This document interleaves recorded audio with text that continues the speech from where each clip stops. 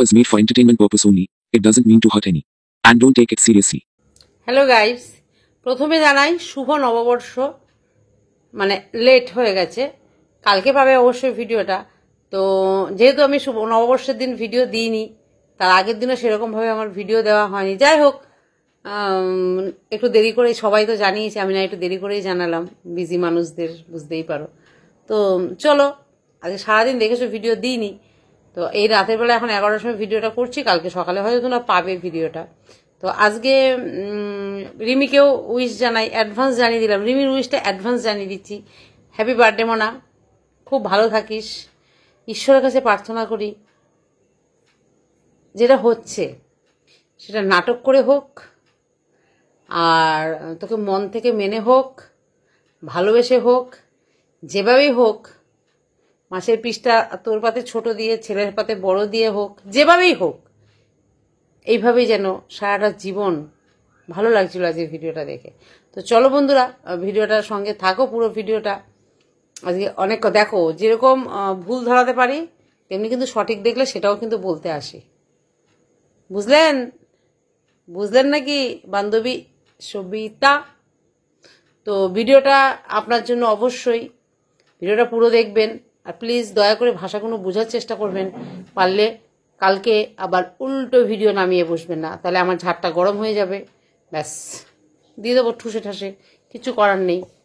তো চলো, কারণ আজ নববর্ষ বলে কন্ট্রোভার্সি ভিডিও চ্যানেলটাতে দিইনি। একটা ভালো দিনে, ভালো বছরের শুরুতে চলো সব ভালো ভালো ভালো ভালোই হোক, ঠিক আছে? এটাই ঈশ্বরের কাছে প্রার্থনা করি। তো আজকে দেখছিলাম যে একটা দিন খুব, মানে আগের বার বার্থডেটা আমরা এখানে ধুমধাম করে করেছিলাম। তো রিমির কোথাও আমরা এত লোক চারিদিকে ঘিরে থাকার পরেও, আগের বারে বার্থডের কথা বলছি, এত লোক ঘিরে থাকা, আমি একটা কানের দুল দিয়েছিলাম রিমিকে, আমার মনে আছে। আমি ডিউটি থেকে রাত 11টার সময় ফিরেছিলাম, চন্দননগর তখন আমার পোস্টিং ছিল, মানকুণ্ডু, সরি চন্দননগরও নয়, মানকুণ্ডুতে আমার পোস্টিং ছিল। ওখান থেকে আসতেই হবে, এসেছি তখন রাত 11টায় আমি ওদের বাড়িতে ঢুকেছি, অপূর্বও ছিল, সবাই অনেকেই ছিল। তো যাই হোক, আরে বাবা কত আওয়াজ করছে, ভিডিও করছি তো। তো সবাই ছিলাম, তো ইনস্ট্যান্ট আয়োজনটা হয়েছিল, ডেকেছিল। তো কি আনবো, তখন আমি যেখানে ছিলাম সেখান থেকে একটা ফ্যান্সি, মানে ওয়েস্টার্নের সাথে পরার মতো একটা ইয়াররিংস নিয়ে এসেছিলাম। তো এবার মনে দূর থেকে অনেক অনেক অনেক অনেক, জানি না আমার আশীর্বাদের কত জোর আছে, তো আমি আশীর্বাদ করার কেউ নই, ঈশ্বরের কাছে প্রার্থনা করি, ঈশ্বর যেন তোকে দুহাত ভরে আশীর্বাদ করে, ঈশ্বর যেন তোকে তোর মনের সমস্ত ইচ্ছা, সমস্ত আশা ঈশ্বর যেন তোর পূরণ করে, ঠিক আছে? আজকে দেখছিলাম তোর মধ্যে অনেক পরিবর্তন, তো আমরাও চাই তুই এভাবে পরিবর্তন হ, সুন্দরভাবে সুস্থভাবে দিনানিপাত কর। সত্যি কথাই, মানুষ চাইলে, মন থেকে যদি মানুষ চায়, মানুষ পরিবর্তন হতে পারে। এটা সেই রিমি, এটা সেই রিমি, সত্যিই তাই। এখানে বলবো আজকে 15-20 দিন কোথাও না কোথাও ও শাশুড়ির এখানে অবদান আছে। দেখো যেটা সত্যি সেটা সত্যি। এবার দেখো ভেতরে কি প্যাচ গোছ করছে, আমি বারবার বলি, ভেতরে ভাই যাই করছো করছো, ক্যামেরায় যেটা দেখছি সেটা নিয়ে কিন্তু বলবো। যেমন সেদিন লাইভে ছেলেটি যা জঘন্যভাবে লাইভটা করেছে, সেটা তো বলারই কথা। খুব বিচ্ছিভাবে লাইভটা করেছে, অসভ্যের মতো। ওইভাবে তোর ঘরের বউ, বাইরে থেকে শাশুড়ি বলছে, শ্বশুর বলছে, কে বলছে দেখার দরকার নেই, তোর বউ তো তোর পাশে আছে।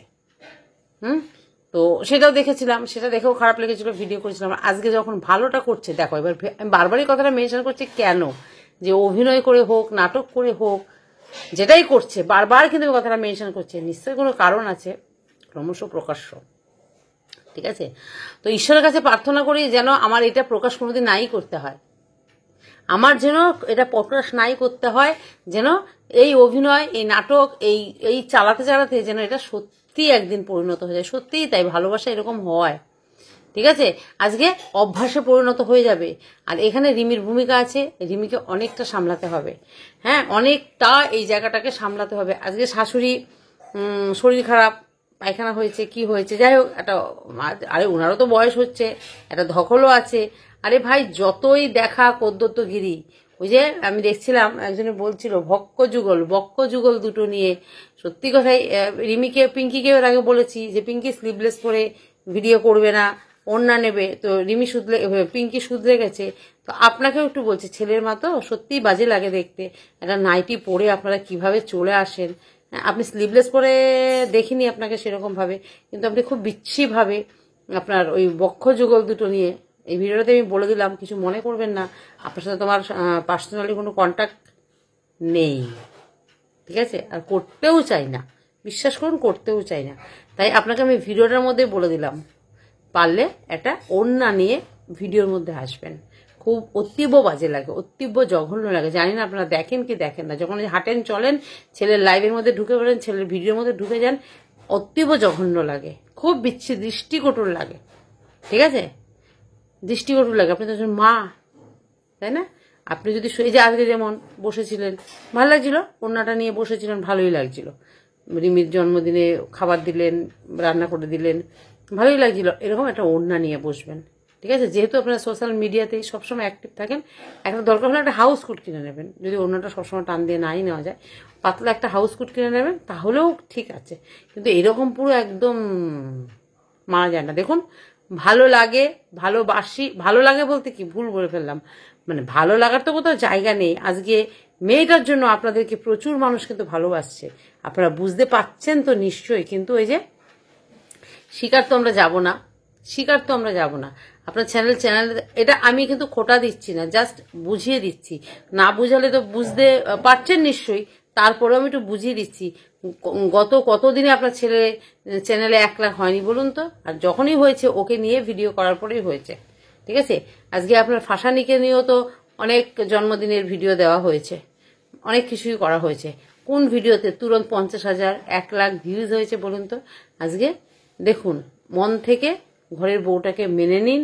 বারংবার একটা কথা ওর সামনে বলবেন না যে থাকবে তো, চলে যাবে না তো, ঠাকুরের কাছে প্রণাম করে বলেছো তো যে আমি যেন থাকি না, এই কথাগুলো বারবার ওকে মনে করিয়ে দেবেন না, ঠিক আছে?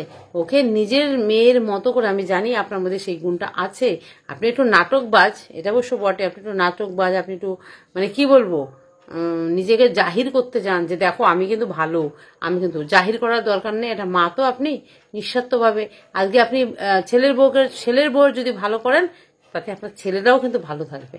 আজকে দেখুন আপনাদের পরিবারটাতে মানুষ কত জঘন্যভাবে গালাগাল দিত, কত জঘন্য ভাষায় কথা বলতো, কত মানুষ আসতো না আপনাদের ভিডিও দেখতে। এখন আপনাদের ভিডিও মানুষ খুঁজে খুঁজে দেখতে আসে, কেন বলুন তো? যে রিমি কি করছে, রিমি কি করছে, রিমি ঠিক আছে তো, রিমি ভালো আছে তো, তো এটাই মানুষ দেখতে চাইছে, ঠিক আছে? তো আজকে সব মিলিয়ে মিশিয়ে আপনার নীল পুজোর ভিডিওটাও দেখলাম, পুরোটা বেশ ভালো লেগেছে। ওখানে গঙ্গায় গেছেন, ও পুজো করেছে, গীতাতে তুলসী পাতা দিয়েছে। একদম এই কাজগুলো করাবেন, পারলে ঠাকুরের সামনে বসে গীতা নাই পাঠ করাক, ছেলেকে বলুন, বউকে বলুন, খাটে বসেই করুক, অসুবিধা নেই, অভ্যাস হোক। যেমনি এই যে অভিনয় হচ্ছে, অভ্যাস আপনাদের বাড়িতে অভিনয় কিন্তু একটা হচ্ছে, হ্যাঁ, তো এই অভিনয়টাই করতে করতে কোনো একটা সময় দেখবেন এই অভিনয়টাই সত্যিতে পরিণত হয়ে যায়, ঠিক আছে? ওই অভিনয়টাই সত্যিতে পরিণত হয়ে যায়। মানুষ আমরা অভ্যাসের দাস, হ্যাঁ, কোথাও যেন রিমি আপনাদের বাড়ির একটা অভ্যাস হয়ে দাঁড়াবে, আর রিমিরও আপনাদেরকে অভ্যাস হয়ে দাঁড়াবে। কাজেই রিমি তো অবশ্যই এখানে দাঁতে দাঁত চেপে পড়েই থাকতে হবে, তোমার শ্বশুর বাড়ি এটা, ঠিক আছে? শাশুড়ি ভালো ব্যবহার করুক আর খারাপ ব্যবহার করুক আর যাই করুক, বেরোবে না, একটা সময় তোমার জয় হবেই হবে, ঠিক আছে?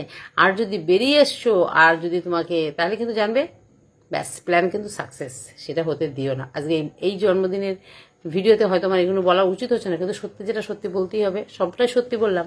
আর একটা কথা, আজকে তো রিমি, এটা জাস্ট আমি একটু আপনাদের ধরিয়ে দিচ্ছি জিনিসটা, থালাগুলো বারবার যখন দেখাচ্ছিল একটা দৃষ্টিকটু লাগছিল, মানছি যে ছেলের পাতে বড়টা দিতে হয়, কিন্তু আজকের দিনে স্পেশাল মেয়েটাকেও আলাদা করে দেখবেন না, প্লিজ আলাদা করে দেখবেন না।